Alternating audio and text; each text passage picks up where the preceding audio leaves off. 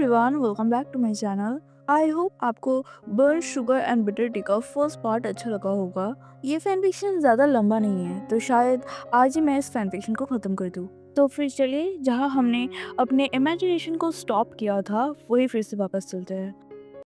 Last part में वांगजे Wien को छोड़ के शहर जाने वाला था अपने कुछ काम के लिए, लेकिन आखिर में जब वो रेल स्टेशन की तरफ जा रहा था तभी उसे पता चलता है कि विंग जिस इन में काम करता है उस इन में आग लग चुकी है। एंड आग इतनी बुरी तरीके से फैल चुकी थी कि वांग जी अपनी सारी होप को खो बैठा था। उसको ऐसा लग रहा था कि विंग शायद उस आग के अंदर फंस चुका है। जितना टाइम आगे बढ़ता जा रहा था उतना ही उस आग की गति कम हो रही थी।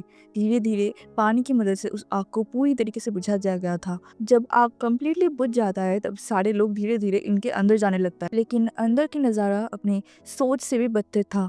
वो नज़ारा इतना ज़्यादा हॉरिफाइंग था कि लोग शायद अपने सपनों में भी ये सब देखना ना चाहे। अंदर जो कुछ भी उस आग में फंसा हुआ था सब कुछ राख बन चुका था। किसी का भी कोई नामो निशान नहीं मिल रहा था। सब कुछ जल के राख हो चुका था। एंड जो चीज़ शायद सब लोग देख भी नहीं पा रहे थे, फिर भी पुलिस एंड आसपास के लोगों की मदद से सबको उस इन के राख से निकाला गया था। वहाँ पे काफ़ी सारे लोग फंसे हुए थे जिनका बस अभी राख ही उस इन में पड़ा हुआ था। ये सब कुछ देखने के बाद वांगजी एक मूर्ति की तरह जम चुका था। वो बस कंटिन्यूअसली उन सारी बॉडीज़ को देखे जा रहा था जो अभी पहचानने में नहीं आ रहा था। वांगजी अभी बिल्कुल शांत हो चुका था। उसके आँखों में जो आँसू थे वो बिल्कुल सूख चुके थे। उसके फेशियल एक्सप्रेशन बिल्कुल अनरीडेबल था और वो एक पत्थर की तरह बस उन लाशों को देखे जा रहा था। हमेशा से ही वांग जो उतना ज़्यादा एक्सप्रेसिव नहीं है। शीजान ने अपने भाई को हमेशा शांत ही देखा है, लेकिन अभी उसके भाई की जो हालत है वैसे हालत में शीजान ने आज से पहले वांगजी को कभी नहीं देखा है, जो शीजान के लिए भी मानना बहुत मुश्किल हो रहा था। शीजान किसी तरह अपने इमोशंस को कंट्रोल करता है एंड वांगजी के आंखों को कवर कर लेता है। वो देख नहीं पा रहा था कि कैसे वांगजी बस उन लाशों को घूरे जा रहा था। उसके आंखों को देख के ऐसा लग रहा था कि शायद उन लाशों में ही विंग कहीं छुपा हुआ है एंड विंग भी अभी वांगजी को देख रहा है। शीचान वांगजी की आंखों को कवर करते हुए उसको पीछे से हग कर लेता है।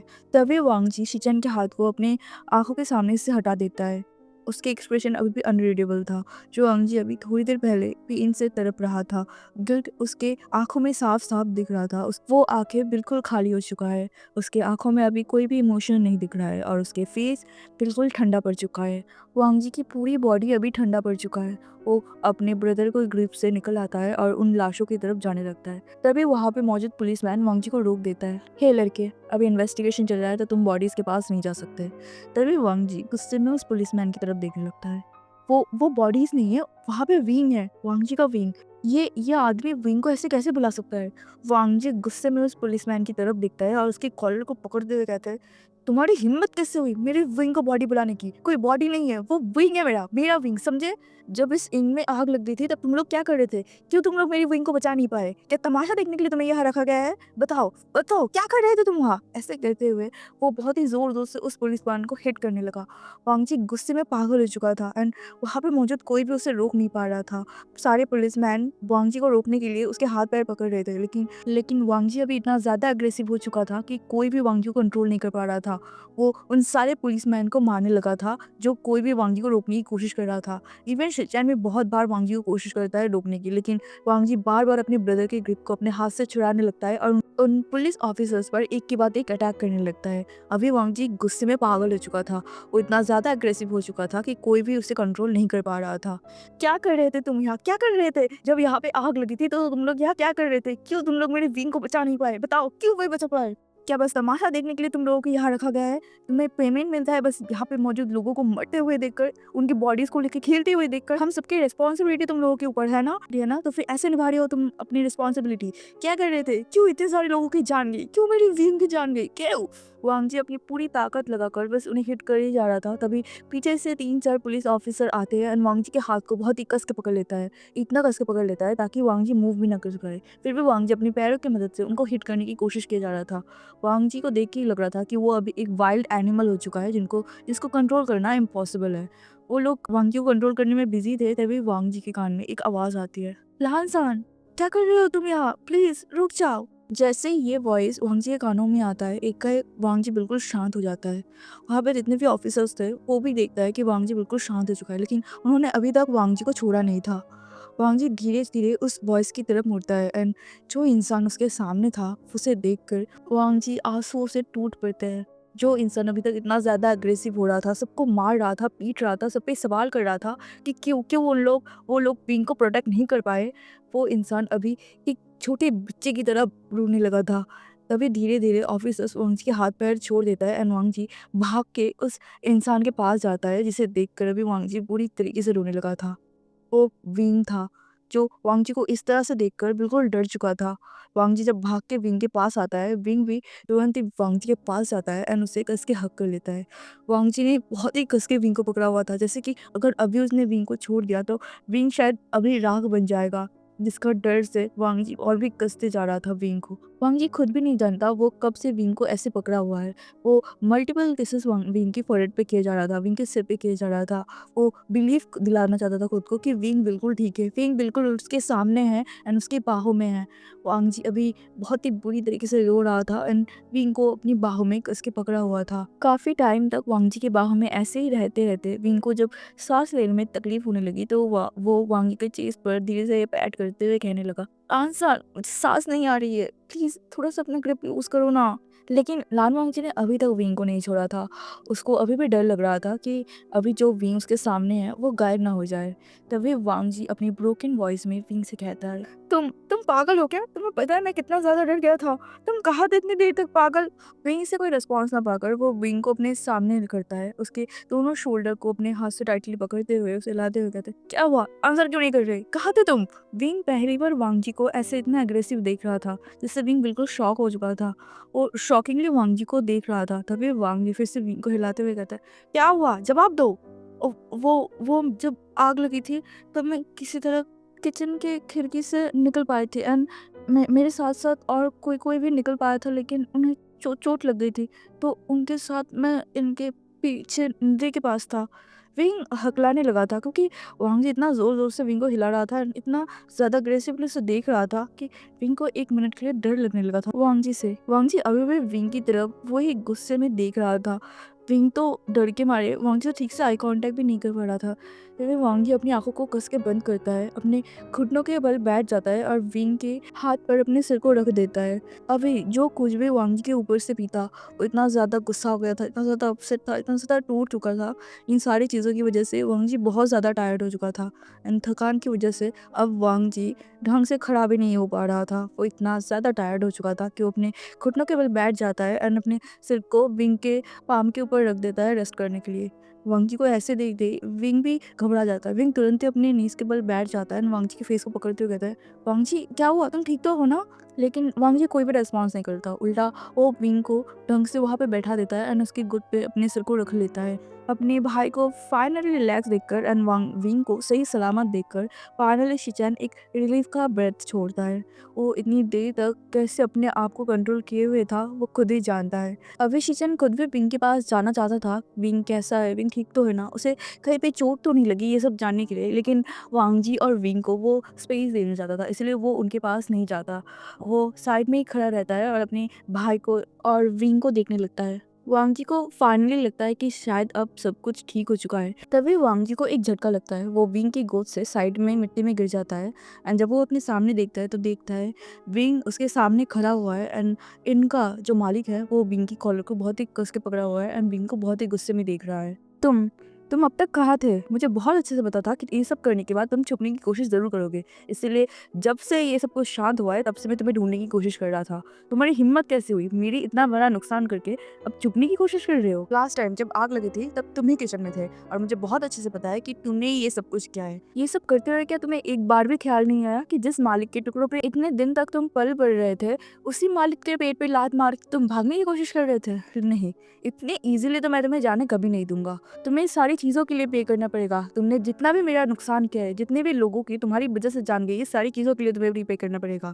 विंग की कॉलर को अभी जिसने पकड़ा हुआ था वो इनका मालिक शाओमाओ था, जो अभी गुस्से में विंग को देख रहा था। उसके गुस्से को देख के ही समझ आ रहा था कि अगर उसे उसका बस चलता तो अभी वो विंग को जिंदा निकल जाता है। अपने मालिक का इतना ज़्यादा गुस्सा देखकर विंग बहुत ज़्यादा डर चुका था।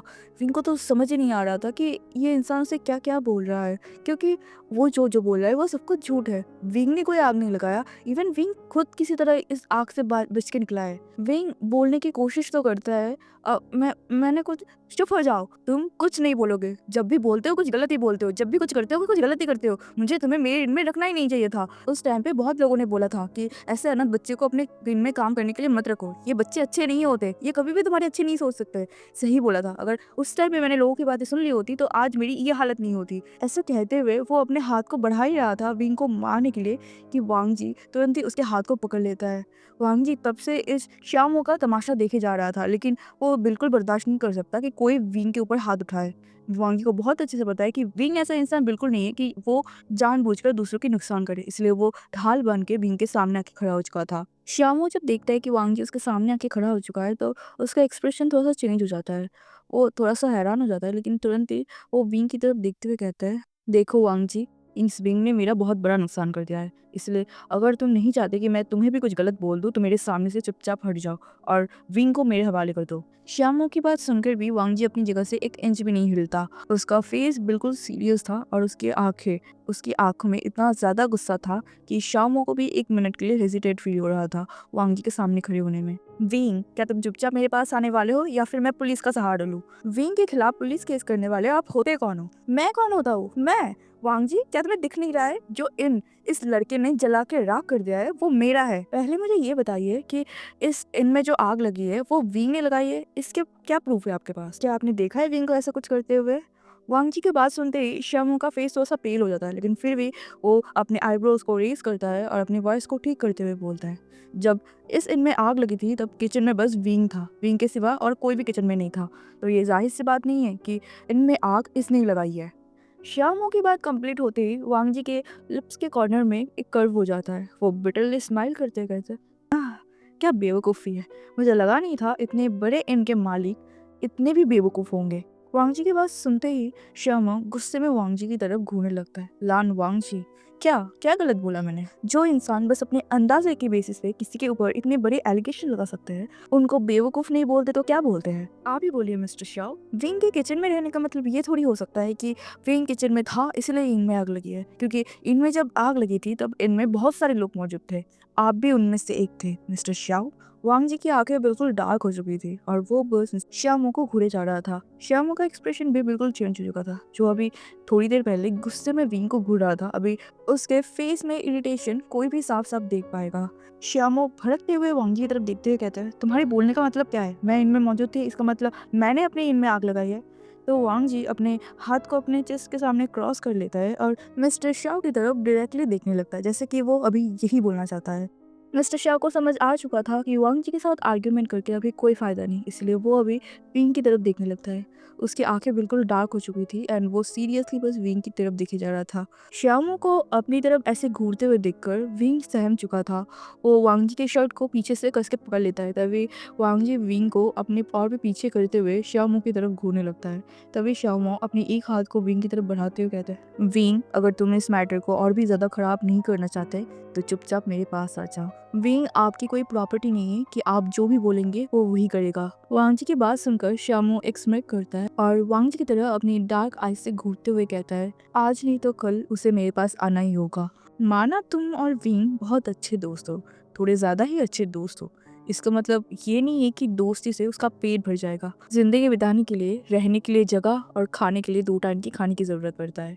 और तुम्हें क्या लगता है कि इस दुनिया में विंग का कौन ऐसा है जो उसे रहने के लिए जगह तो बहुत दूर की बात है, खाने के लिए एक टाइम का खाना भी ना दे? वी वुशियन, एक बात हमेशा याद रखना, तुम्हारी इस दुनिया में कोई नहीं है, कोई भी नहीं। अपना अपना होता है और पराया पराया। अभी जो लान वांगी तुम्हें प्रोटेक्ट करने के लिए तुम्हारे सामने ढाल बन के खड़ा हुआ है, वो कभी तुम्हारा रिस्पॉन्सिबिलिटी नहीं लेगा। अभी शायद वो तुम्हारे सामने खड़ा हुआ है ये जताने के लिए कि वो तुम्हारा दोस्त है, लेकिन कब तक वो तुम्हारे सामने ढाल बन के खड़ा रहेगा? कब तक वो तुम्हें प्रोटेक्ट करेगा? एक ना एक दिन तुम्हारे पास कोई नहीं होगा और उस टाइम पे तुम्हें महसूस होगा इस दुनिया में तुम कितने ज्यादा अकेला हो। श्यामू की बात खत्म होते ही एकाएक सारे लोग वहाँ शांत हो चुके थे। उन सारे लोगों के दिमाग में श्यामू की एक एक बात घूम रही थी। एंड उनमें से विंग भी एक था। उसके दिमाग में शामों की बातें अभी गूंज रहा था। शामों ने अभी जितने भी लफ्ज़ कहे, एक भी झूठ नहीं। हाँ, इस दुनिया में विंग का कोई नहीं है। अगर विंग मुसीबत में हो तो कोई भी नहीं होगा विंग के पास खड़ा होने में, विंग को प्रोटेक्ट करने में। विंग को अपनी रिस्पॉन्सिबिलिटी खुद उठाना होगा। वो वांग जी के भरोसे नहीं रह सकता। विंग धीरे धीरे अपनी ग्रिप को वांग जी के शर्ट से लूज करने लगा था। विंग को शायद इतने दिनों में पहली बार इतना ज़्यादा अकेला फील हो रहा था। वो पहली बार महसूस कर रहा था कि किसी अपने का होना अपनी लाइफ में कितना ज़्यादा ज़रूरी होता है। कोई तुम्हारे ऊपर उंगली नहीं उठा सकता। कोई तुम्हें ये नहीं बता सकता कि तुम कितने ज़्यादा अकेले हो, तुम कितने ज़्यादा कमज़ोर हो, तुम कितने ज़्यादा बेचारे हो। विंग वांगजी से धीरे धीरे पीछे जाने लगा था। वांगजी को महसूस हो गया चुका था कि विंग ने उसको छोड़ दिया है। विंग अभी उससे दूर जा रहा है। तभी वांगजी बिना पीछे मुड़े विंग की कलाई को अपने एक हाथ से कस के पकड़ लेता है। विंग अपने हाथ से वांगजी की ग्रिप को छुड़ाने की कोशिश करता है, लेकिन वांगजी ने अभी टाइटली विंग के हाथ को पकड़ा हुआ था। तभी वांगजी खींच के विंग को अपने पास खड़ा कर देता है। श्यामो के चेहरे की वो तिरछी स्माइल अभी तक नहीं गई थी। श्यामो को ऐसा फील हो रहा था कि शायद अभी उसने वांगजी को हरा दिया है एंड अभी वांगजी विंग को उसके हाथ में सौंप देगा। श्यामो अपने हाथ को बढ़ाने ही वाला था, तभी वांगजी की वॉइस वहाँ पे गूंजने लगती है। मैं विंग का रिस्पॉन्सिबिलिटी लूंगा आज और इसी पल से विंग मेरा ओमेगा है और मैं लान वांगजी विंग का अल्फा। सब लोग कान खोल के सुन लो, आज से कोई भी विंग को अनाथ नहीं बोलेगा। विंग का भी फैमिली है और मैं उसका फैमिली हूँ। एकाएक वांगजी की बात खत्म होते ही चारों तरफ बहुत सारी आवाज़ें गूंजने लगती है। सारे लोग खुसर फुसर करने लगते हैं, एक दूसरे के कान में बोलने लगते हैं, ये क्या बोल रहा है? क्या सच में? क्या ये विंग को अपना ओमेगा मानता है? इसने सबके सामने बोला है कि ये विंग को अपना ओमेगा मानता है। लेकिन लेकिन ऐसा थोड़ी होता है। ऐसे थोड़ी कोई किसी को अपना ओमेगा मान सकता है। लेकिन इसने बोल दिया है। अब ये अपनी बातों से मुकर नहीं सकता है। लेकिन कुछ नहीं। अब ये अपने बातों से मुकर नहीं सकता है। अब इसको विंग को अपना ओमेगा मानना ही होगा। चारों तरफ ऐसी ही बातें चल रही थी। सारे लोग एक दूसरे के साथ बात कर रहे थे और वांगजी ने जो कुछ भी अभी बोला था उसको लेके बात शुरू कर देते हैं। विंग जो अभी वहाँ पे एक पत्थर की मूर्ति की तरह खड़ा हुआ था, वो इन सारी चीज़ों को प्रोसेस ही नहीं कर पा रहा था। वो अभी भी शॉकिंग स्टेट में वहीं पे खड़ा हुआ था एंड वांगजी की सारी बातों को अपने दिमाग में रिपीट कर रहा था। अपने दिमाग को समझा रहा था कि वांगजी ने एक्चुअल में क्या बोला है। क्या सच में अभी उसने जो कुछ भी सुना वो सब सच है? क्या वांगजी ने सच में सबके सामने विंग को अपना ओमेगा मान लिया है? विंग के दिमाग में ये सारी बातें ही चल रही थी, तभी वहाँ पे एक ठंडी और शार्प वॉइस गूंज उठती है। मैं ये सब नहीं मानती, लान वांगजी। तभी उन सारे भीड़ों के अंदर से एक लेडी चलते हुए सबके सामने आके खड़ा हो जाता है। वो लेडी और कोई नहीं, वांगजी की आंट थी। श्यामो वांगजी की आंट की बहुत ही पुराना कस्टमर है, इसलिए जब उनको पता चला कि उनके इनमें आग लग चुकी है एंड आग इतनी बुरी तरीके से लग चुकी है, तो वो ज़्यादा देर खुद को रोक नहीं पाए और यहाँ आ गए थे सिचुएशन को देखने के लिए। लेकिन यहाँ आने के बाद उनको कुछ ये सब देखना और सुनना पड़ेगा, ये उन्होंने सपने में भी नहीं सोचा था। वो जब वांगजी के मुंह से ये सब कुछ सुनते हैं तो वो बिल्कुल शॉक हो चुके थे। उन्हें आगे पीछे कुछ भी नहीं पता कि क्या हुआ है। वो थोड़ी देर पहले ही आए थे, लेकिन वांगजी को इन सारी चीज़ों को बोलते हुए देखकर आंट लान खुद को रोक नहीं पाए और उनको बीच में आना ही पड़ा। वांगजी, क्या तुम अपने मानसिक संतुलन खो चुके हो? तुम्हें पता भी है तुम क्या बोल रहे हो? इसीलिए मैं तुम्हें शहर भेजना चाहती थी, ताकि ये ओमेगा तुम्हारा दिमाग पूरी तरीके से ना खा पाए। लेकिन मुझे लगता है मैं लेट हो चुकी हूँ। ये ओमेगा तुम्हारा दिमाग पूरी तरीके से ऑलरेडी खा चुका है। इस बीइंग को जब मैंने पहली बार तुम्हारे साथ देखा था, मुझे तभी समझ जाना चाहिए था कि इसके इरादे कितने नीच हो सकते हैं। आंट अपने आंट को यहाँ इस तरह से देखकर वांगजी बहुत ज़्यादा सरप्राइज हो चुका था। वो अभी इस सिचुएशन के लिए तो बिल्कुल रेडी नहीं था, लेकिन अपने आंट को यहाँ इस तरह से विंग को ह्यूमिलेट करते हुए देखकर वांगजी भी बर्दाश्त नहीं कर पा रहा था। आंट, आपको समझ भी आ रहा है कि आप क्या बोल रहे हो? आप विंग के बारे में ऐसा कैसे सोच सकते हो? क्यों नहीं सोच सकता मैं?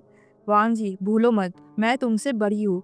तुमसे ज़्यादा दुनिया मैंने देखी है, मुझे बहुत अच्छे से पता है। ऐसे ओमेगास अपने आसपास के अल्फाज को रिझाता है और फिर अपनी सारी ज़रूरतों को उनसे पूरा करवाता है। वांगजी की आंट यही नहीं रुका था।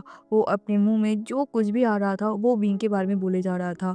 वांगजी की आंट को विंग पहले से ही उतना कुछ खास पसंद नहीं था एंड ऊपर से भी वांगजी को ये सब करते हुए देखकर वो बहुत ज़्यादा भड़क चुके थे। उनको लग रहा था कि यहाँ जो कुछ भी हुआ है इन सारी चीज़ों की जिम्मेदार विंग है एंड विंग की वजह से ही वांगजी यही सब कुछ कर रहा है। अपनी आंट को विंग के बारे में इतना गंदी-गंदी चीज़ें बोलते हुए देखकर वांग जी और बर्दाश्त नहीं कर पाता।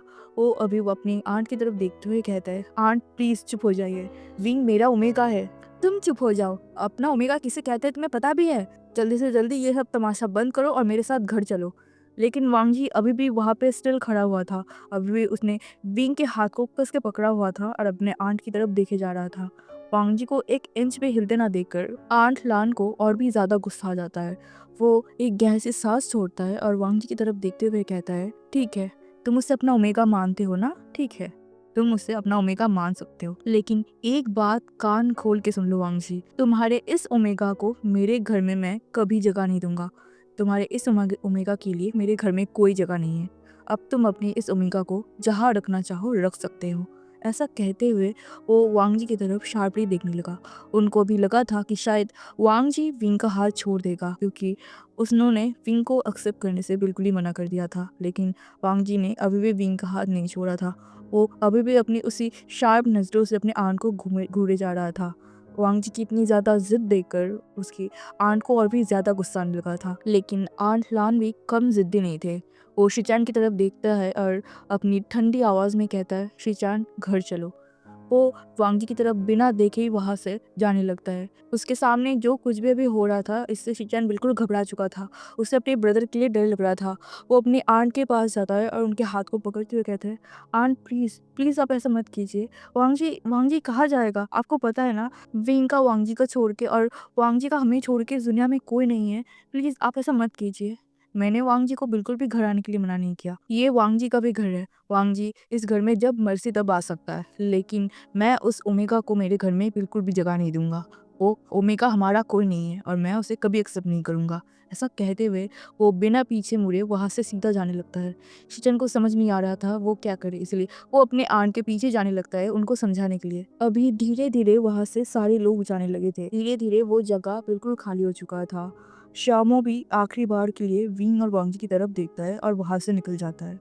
वहाँ पे बस अभी वांग जी और विंग खड़े हुए थे। वांग जी ने अभी भी विंग के हाथ को टाइटली होल्ड किए हुए था और अपने सामने स्ट्रेटली देख रहा था। उसके फेशियल एक्सप्रेशन अनरीडेबल था, लेकिन उसकी आंखों में कुछ तो अलग था, कुछ तो अलग, कुछ तो नया, जो शायद कोई देखता तो उसे पुराने वांग जी से अलग कर पाता। जब वांग जी देखता है कि वहाँ पे और एक भी इंसान नहीं बचा, तो वो विंग के हाथ को टाइटली पकड़ता है और अपनी हल्की वॉइस में कहता है, "मेरे साथ आओ।" वांग जी चलने लगा था एंड विंग भी वांग जी के पीछे पीछे उसे फॉलो कर रहा था। वो लोग चलते जा रहे थे। कितनी देर तक चल रहे थे ये उन दोनों को ही नहीं पता। वांग जी का शायद अभी दिमाग काम नहीं कर रहा था। अभी जो कुछ भी हुआ था उसके लिए वांग जी बिल्कुल रेडी नहीं था। लेकिन वो बस खुद को समझाने की कोशिश कर रहा था मन ही मन कि वो जो कुछ भी कर रहा है वो सब कुछ सही है, वो कुछ भी गलत नहीं कर रहा है। एंड ये सब सोचते हुए वो बस चले जा रहा था। उसे खुद भी नहीं पता कि वो कहाँ जा रहा है। तभी उसे महसूस होता है कि जिसके हाथ को उसने टाइटली होल्ड करके रखा है वो और चल नहीं रहा है, वो रुक चुका है। जिसके वजह से वांग जी भी अपनी जगह पे रुक जाता है एंड विंग की तरफ देखने लगता है। तो देखता है विंग उसकी तरफ देख रहा है। उसका फेस देख के ऐसा ही लग रहा था कि वो अभी बुरी तरीके से रो देगा और उसकी आंखों में अभी भी आंसू भरे हुए थे। "मैं तुम्हें कब से बुला रहा हूँ, तुम क्या सोच रहे हो? हम कई घंटों से चले जा रहे हैं, तुम मुझे कहाँ लेके जा रहे हो?" विंग की बात सुनते ही वांग जी को रियलाइज होता है कि वो अपनी सोच में इतना ज़्यादा बिजी हो चुका था कि उसके कानों में विंग की आवाज़ भी नहीं आई थी। वांग जी एक गहरी सी सांस छोड़ता है एंड वहीं पे बैठ जाता है। वांग जी ने अभी तक विंग के हाथ को पकड़ा हुआ था, उसने अभी भी विंग के हाथ को नहीं छोड़ा था। तो वांग जी के बैठते ही विंग को भी वांग जी के पास ही बैठना पड़ता है। वांग जी को खामोश देखकर विंग एक गहरी सी सांस भरता है और अपनी कांपती हुई आवाज़ में बोलता है, "मैं तुमसे शादी नहीं करूँगा, तुम मेरे अल्फा नहीं हो।" विंग की बातें वांग जी के कानों में आते ही वांग जी विंग की तरफ देखने लगता है। तो देखता है विंग ऑलरेडी वांग जी की तरफ देख रहा है। विंग की आंखों में इतने सारे इमोशंस थे जो शायद वांग जी साफ साफ पढ़ पा रहा था। विंग वांग जी की आंखों में देखते हुए कहता है, "मैं तुमसे शादी नहीं करना चाहता। तुम अपने घर चले जाओ। तुम मेरे साथ अपनी लाइफ खराब मत करो वांग जी। मेरा कोई नहीं है, मेरा इस दुनिया में कोई नहीं है, मैं अकेला हूँ और मुझे पता है कि मुझे खुद की रिस्पॉन्सिबिलिटी खुद ही लेना होगा। लेकिन लेकिन तुम्हारे पास तुम्हारा पूरी फैमिली है, तुम्हारा ब्रदर है, तुम्हारी आंट है, तुम्हारा अंकल है। तुम मेरे साथ अपनी ज़िंदगी खराब मत करो। वो लोग तुमसे बहुत प्यार करते हैं। प्लीज़ वांग जी, प्लीज़ मेरे साथ अपनी ज़िंदगी खराब मत करो। तुम प्लीज़ अपने घर वापस चले जाओ। तुम मेरी फ़िक्र मत करो, मैं खुद को सँभाल लूँगा। प्लीज़ तुम मेरे लिए अपनी लाइफ़ को ख़राब मत करो। तुम्हारे सामने एक ब्राइट फ्यूचर पड़ा हुआ है। प्लीज़ वांग जी, मेरी बात को समझने की कोशिश करो। ऐसा कहते हुए वो अपने हाथ को वांग जी के हाथ से चुराने की कोशिश करने लगा। उसने अभी अपनी नज़रों को नीचे कर लिया था, क्योंकि अगर वो ज़्यादा देर तक वांग जी की आँखों में देखता तो फिर शायद वो अभी बुरी तरीके से रो पड़ता। वांग जी देख पा रहा था कि विंग कितना ज़्यादा पेन में है, वो कितना ज़्यादा अपने आप को संभालने की कोशिश कर रहा है। वांग जी को पता है विंग का ये सब सोचना अभी जायज़ है। विंग सेल्फिश नहीं है जो खुद अपने बारे में बस सोचता रहे। वांग जी को पता है कि विंग वांग जी के लिए बहुत ज़्यादा फ़िक्र करता है। वांग जी विंग के हाथ को छोड़ देता है और विंग के फेस को पकड़ते हुए उसे अपने सामने कर लेता है। अभी विंग वांग जी की आँखों में देख रहा था और वांग जी विंग की आँखों में देख रहा था। वांग जी जैसे विंग की उन जितनी भी बातें अभी विंग बोल रहा था उसमें विंग की सच्चाई देखने की कोशिश कर रहा था। क्या सच में विंग यही चाहता है कि वांग जी अभी विंग को यहाँ छोड़ के चले जाए? क्या कर रहे हो वांग जी? यहाँ से जाओ, प्लीज़ यहाँ से जाओ। ऐसा कहते हुए वो वांग जी के हाथ को अपने फेस से हटाने की कोशिश करने लगा। तभी वांग जी और भी कस के विंग के सिर को पकड़ते हुए कहता है, क्या तुम सच में चाहते हो कि मैं तुम्हें यहाँ छोड़ के चला जाऊँ? आज जो मैंने उस भरे बाजार में बोला कि मैं तुम्हें अपना ओमेगा मानता हूँ, क्या तुम मुझे अपना अल्फा नहीं मानते विंग? वांग जी की आंखें इतने ज़्यादा गहरे थे कि विंग उसमें कहीं खो चुका था। वो अपने दिमाग में कुछ सोच समझ नहीं पा रहा था और उसके वर्ड्स इतने भारी थे कि विंग चाह के भी उन्हें रिजेक्ट नहीं कर पा रहा था। विंग को समझ नहीं आ रहा था कि उसे अभी क्या करना चाहिए। वो वांग जी से अपनी नज़रों को हटाता है और अपने दोनों हाथों से अपने फेस को कवर कर लेता है। तुम्हें सब कुछ पता है वांग जी, तुम्हें बहुत अच्छे से पता है कि मैं भी तुम्हें अपना अल्फा मानता हूँ, लेकिन मैं नहीं चाहता कि तुम अपने फैमिली से दूर हो जाओ। जिनके साथ तुम इतने दिनों से रहे हो, उनसे तुम दूर हो जाओ। मेरी तरफ देखो विंग, मेरी तरफ देखो। वांग जी विंग के दोनों हाथों को पकड़ लेता है और उसे अपनी तरफ देखने में मजबूर करता है। मेरी आँखों में देखो। क्या तुम्हें लगता है कि मैं तुम्हें अपना फैमिली नहीं मानता हूँ? विंग, जब हम दोनों एक दूसरे के साथ जुड़ जाएँगे, जब हम दोनों एक दूसरे के अल्फ़ा और ओमेगा हो जाएँगे, तब हम भी एक दूसरे की फैमिली हो जाएँगे। तुम मेरी फैमिली होंगे विंग, तब तुम्हारी भी एक फैमिली होगी विंग। मैं तुम्हारा फैमिली होऊँगा। तब किसी का भी हिम्मत नहीं होगी तुम्हें अनाथ बोलने की, तुम्हें ये बोलने की कि तुम इस दुनिया में अकेले हो। मैं तुम्हारे साथ हूँगा, मैं हमेशा तुम्हारे बगल में खड़ा रहूँगा विंग। ऐसा कहते हुए वो विंग के फेस के उन आंसुओं को साफ करने लगा। विंग वांग जी की आंखों में देख रहा था और वांग जी की हर एक बातों को इमेजिन करने लगा। वो वांग जी के साथ अपना एक घर, वांग जी के साथ एक छोटा सा लाइफ इमेजिन करने लगा। विंग को लालच होने लगी। हाँ, वांग जी भी उसकी फैमिली बनेगा, उसका खुद का एक फैमिली बनेगा। वो पूरी लाइफ में कभी भी ये फील नहीं कर पाया कि एक्चुअल में फैमिली कैसा होता है, लेकिन अभी वांग जी के साथ वो शायद ये सब कुछ फील कर सकता है, ये सारी चीज़ों को एक्सपीरियंस कर सकता है। वो उसका खुद का फैमिली बना सकता है। विंग अपने इमोशंस को थोड़ा-सा भी कंट्रोल नहीं कर पा रहा है। वांग जी क्लियरली विंग के आँखों में उसकी चाहतों को देख पा रहा था। वांग जी अपने फेस को विंग की फेस की और भी करीब करता है और विंग की आँखों में और भी डीपली देखते हुए कहता है, विंग, क्या तुम मेरे ओमेगा बनोगे? वांग जी का वॉइस सॉफ्ट लेकिन डेस्परेट था। वो ईगरली अभी विंग के पास से उसका आंसर जानना चाहता था, इसलिए वो बहुत ही डीपली विंग की आँखों में देख रहा था। वांग जी की आँखों में उसका डेस्परेशन विंग देख पा रहा था। तभी विंग धीरे से अपनी आँखों को नीचे करता है, उसके बाद वो हल्के से अपने सिर को नोट कर देता है। लेकिन वांग जी इससे सैटिस्फाइड नहीं था। वो विंग के फेस को फिर से पकड़ता है और उसकी आँखों में देखते हुए कहता है, मुझे तुम्हारे वर्ड्स चाहिए विंग। विंग अभी वांग जी की आँखों में ही देख रहा था। तभी वो अपनी हल्की वॉइस में कहता है, हाँ वांग जी, मैं तुम्हारा ओमेगा बनना चाहता हूँ। मैं तुम्हारे साथ एक फैमिली चाहता हूँ। वांग जी शायद अभी विंग से यही सुनना चाहता था और वांग जी को पता भी था कि विंग उसे हाई बोलेगा, इसलिए वो तुरंत ही विंग के फेस के करीब जाता है और उसे डीपली किस कर देता है। विंग उससे पहले वांग जी को रिस्पॉन्स कर पाता, वांग जी विंग से अलग होता है और उसे टाइटली अपनी बाहों में जकड़ लेता है। विंग के रिस्पॉन्स से वांग जी बहुत ज़्यादा खुश था, बहुत ज़्यादा। इस छोटी सी गांव से कौ मीटर दूर लैंडलिंग शहर में कम्प्लीटली अंधेरा छाया हुआ था। ये शहर बस नाम का ही शहर बन के रह गया था, क्योंकि चारों तरफ अंधेरा छाया हुआ था और उससे भी डरावना था उस अंधेरे में चलती हुई गोलियों की आवाज़। चारों तरफ बस गोलियों की आवाज़ चल रही थी, जिससे उस शहर में रहने वाले हर एक इंसान की रूह तक कांपने लगी थी। उसी शहर के एक छोटी से कमरे में विंग अपने हाथ पैर को समेटते हुए बैठा हुआ था। वो डर के मारे कांपे जा रहा था। उसके आंखों से आंसुओं की बरसात हो रही थी और वो बस अपनी मन ही मन में प्रे किए जा रहा था, ये सब कुछ जल्दी बंद हो जाए, जल्दी सब कुछ ठीक हो जाए। उसे ये सब कुछ बिल्कुल भी अच्छा नहीं लग रहा है। वो यह इन सारी चीज़ों से निकलना चाहता है। उसे ये सारी चीज़ें बिल्कुल भी अच्छा नहीं लग रहा है। विंग ने अपने टमी को बहुत ही कस के पकड़ा हुआ था। वो ऑलरेडी 9 मंथ प्रेग्नेंट था, लेकिन इस हालत में भी उसे अकेले इस अंधेरे कमरे में खुद को लॉक करके रखना पड़ रहा था। उसे ये सारी चीज़ें झेलना पड़ रहा था। वह इतना ज़्यादा रो चुका था कि अभी थकावट के मारे उसके अंदर रोने की भी ताकत नहीं बची थी। वो खिड़की के बाहर देखने लगता है, जहाँ पे दूर दूर तक बस उसे अंधेरा ही दिख रहा था। पांची, कहाँ हो तुम? प्लीज़ जल्दी आ जाओ। आई नो, मुझे लगा था कि मैं इस फैन फिक्शन को आज ही ख़त्म कर दूंगा, लेकिन मैं नहीं कर पाई। I am so sorry. लेकिन नेक्स्ट डे पक्का इसको ख़त्म कर दूंगी। तो प्लीज़ आप आज के फैन फिक्शन को एंजॉय कीजिए एंड मिलते हैं नेक्स्ट पार्ट के साथ। तब तक के लिए बाय बाय।